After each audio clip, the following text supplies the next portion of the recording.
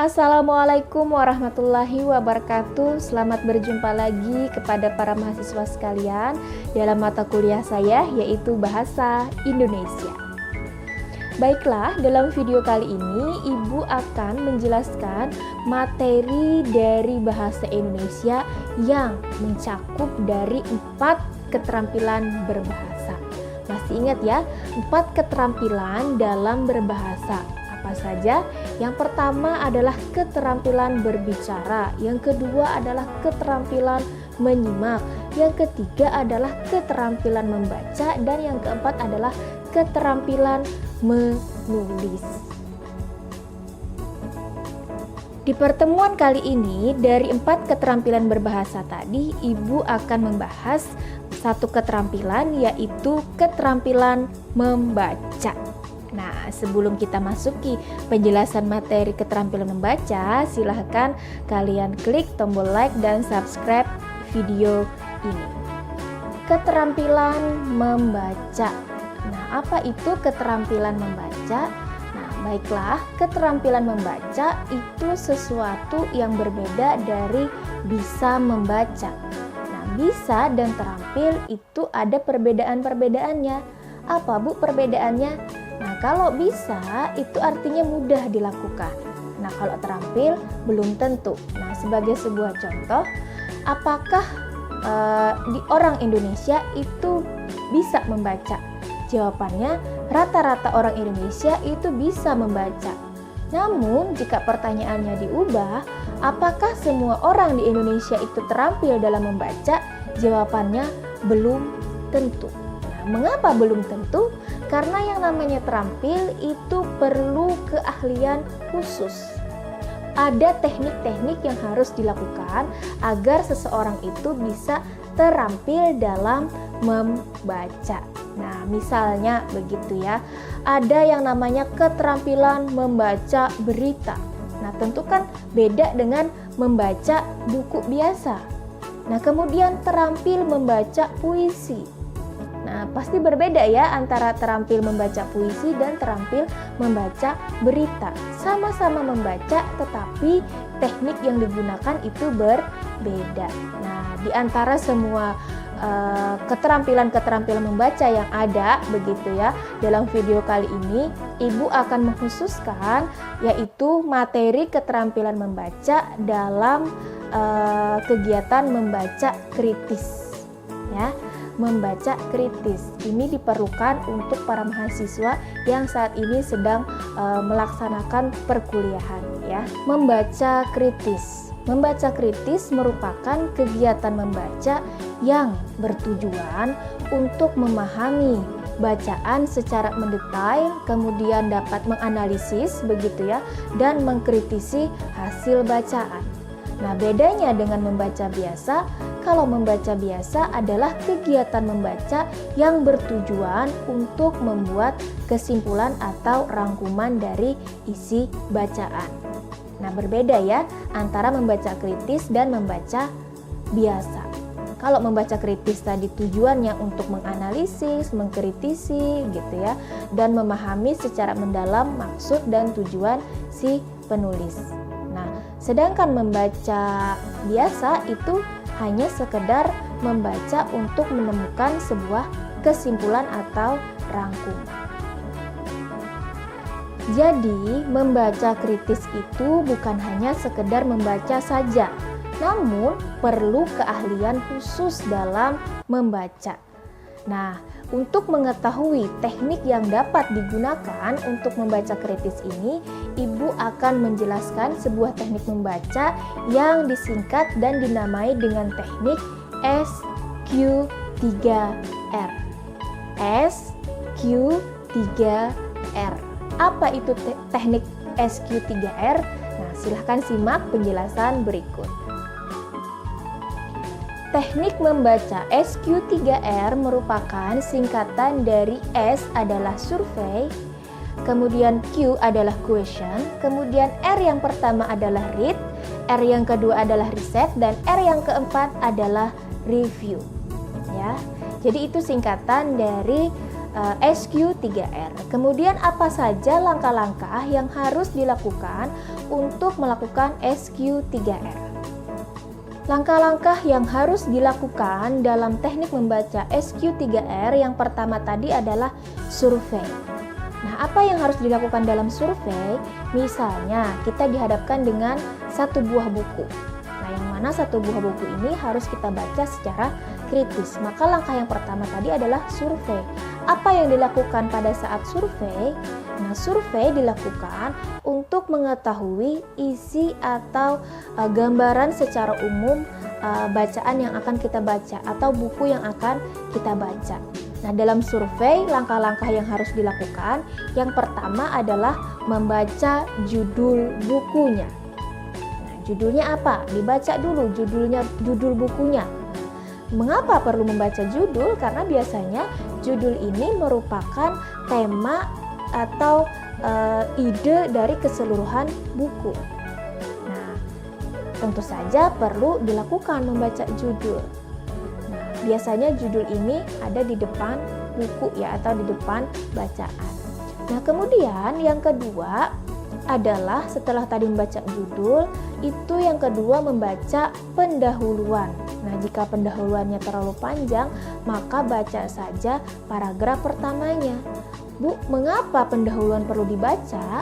Karena di dalam pendahuluan itu ada pendapat si penulis terkait buku yang dia tulis. Nah, bertujuan untuk apakah buku itu ditulis? Nah, biasanya di dalam pendahuluan itu dijelaskan. Oleh karena itu, ketika kita membaca buku, baca dulu pendahuluan. Jangan langsung membaca isi, tahu-tahu misalnya tidak sependapat ini gitu ya. Ternyata di dalam pendahuluan dijelaskan bahwa ternyata tujuan beliau menulis buku memang untuk memancing misalnya orang lain untuk berpendapat lebih jauh. Nah, bisa saja seperti itu ya. Atau bisa saja di dalam pendahuluan itu dijelaskan bahwa buku yang dimaksudkan adalah buku yang diperuntukkan untuk orang dewasa. Nah, jadi berarti tidak pas untuk dibaca anak-anak. Nah, yang ketiga adalah membaca heading yang dicetak tebal, yaitu sub-sub judul yang ada di dalam bacaan. Nah, biasanya ada kan yang dicetak tebal, misalnya 1.1, pengertian sintesis misalnya. Nah, itu dibaca. Nah, kemudian baca kalimat pertama di bawah heading. Nah, karena begitu ya, ada punya kata kunci dalam setiap bacaan. Biasanya kata kuncinya ide pokok ada di awal kalimat atau di akhir kalimat. Jadi saran saya untuk mengetahui gambaran secara umum, baca saja kalimat pertama di bawah heading serta heading yang dicetak tebal. Nah, kemudian selain itu baca juga judul tiap peta. Misalnya di setiap buku ada memberikan peta atau bagan atau misalnya gambar-gambar.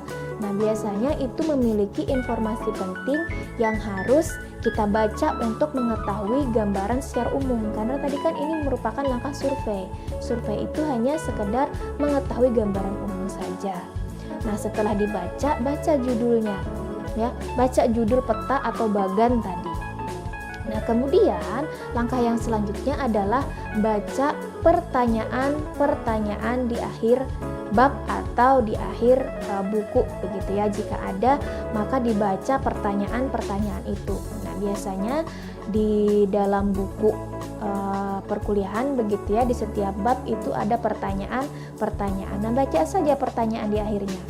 Nah, kalau kita baca misalnya ada 5, ada 10. Nah, kita seolah-olah sudah dikenalkan dengan isi buku itu secara keseluruhan.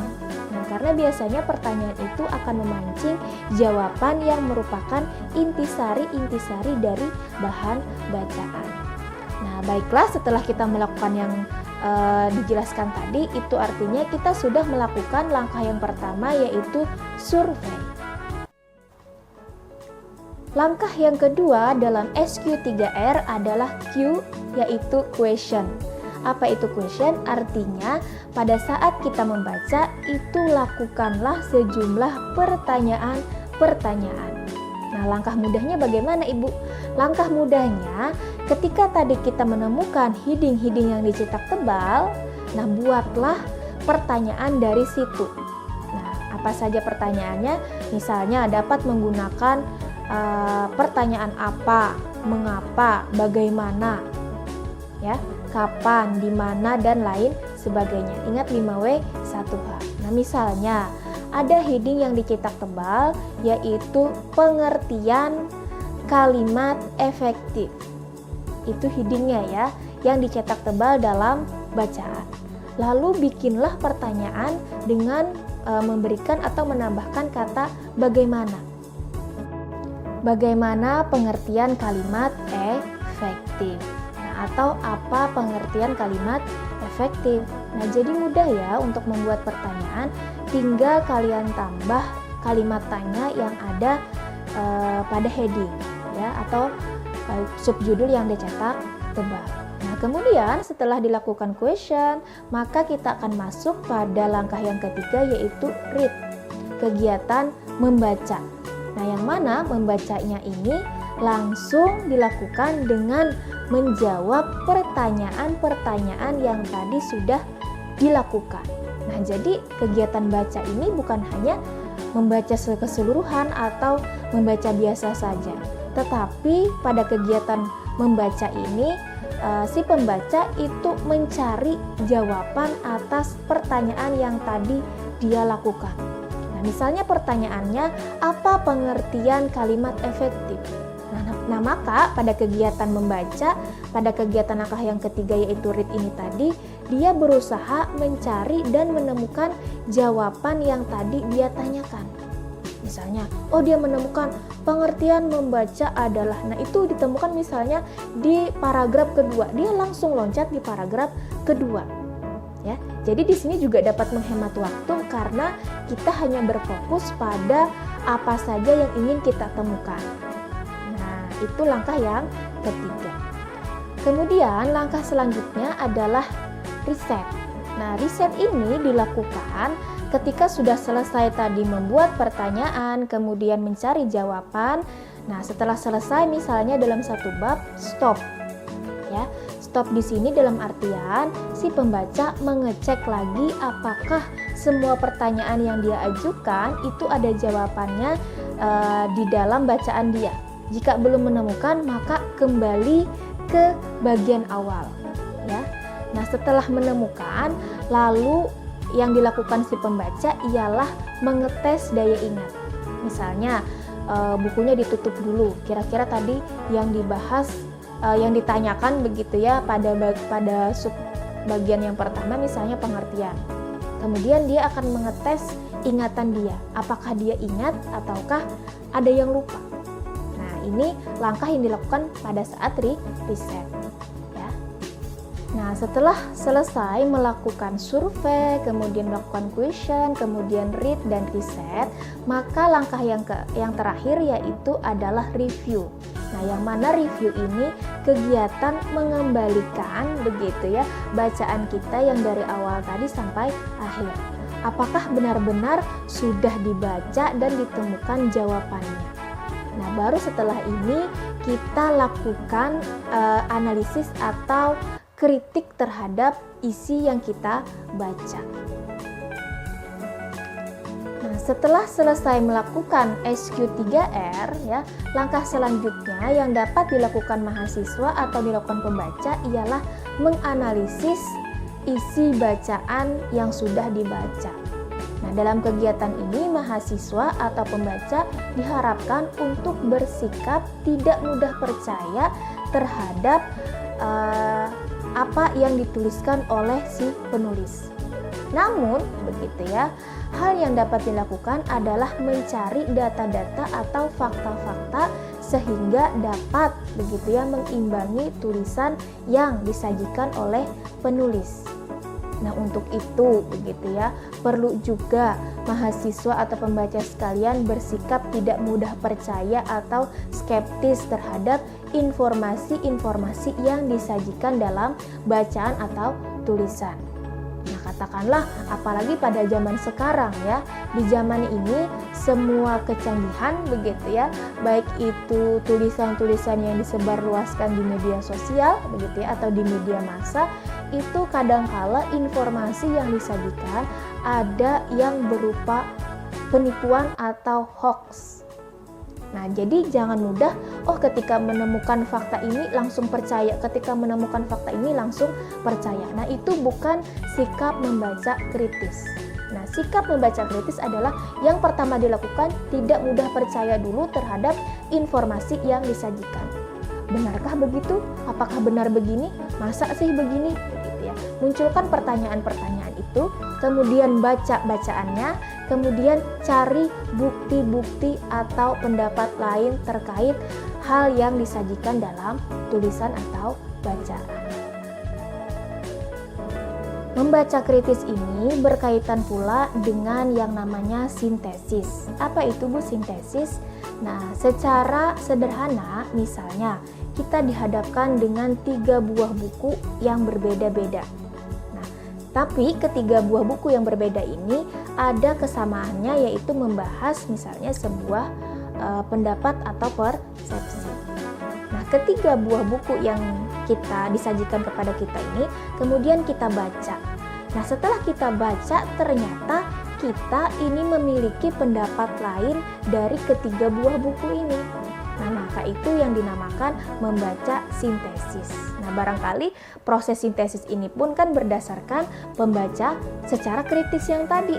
Nah, dikritisi buku yang pertama dikritisi begini, buku yang kedua dikritisi begini, buku yang ketiga juga demikian begitu ya. Setelah ditemukan kritisan segala macam, lalu dianalisis dan akhirnya dibuatlah sebuah tulisan lagi yang beda dari ketiga buah buku ini. Nah, itu yang dapat dinamakan membaca sintesis ya. Nah, baiklah, sampai di sini dulu pembahasan tentang membaca kritis dan sedikit tentang sintesis. Jika ada pertanyaan ya, silahkan berikan di kolom komentar ataupun di grup WA atau di classroom kita. Sampai di sini dulu saya akhiri. Saya ucapkan terima kasih banyak kepada para mahasiswa dan penonton sekalian yang setia untuk menyimak video dari saya. Mudah-mudahan ini bisa bermanfaat untuk kita semua ya. Saya akhiri, salah hilap mohon maaf. Assalamualaikum warahmatullahi wabarakatuh. Sampai berjumpa di lain kesempatan.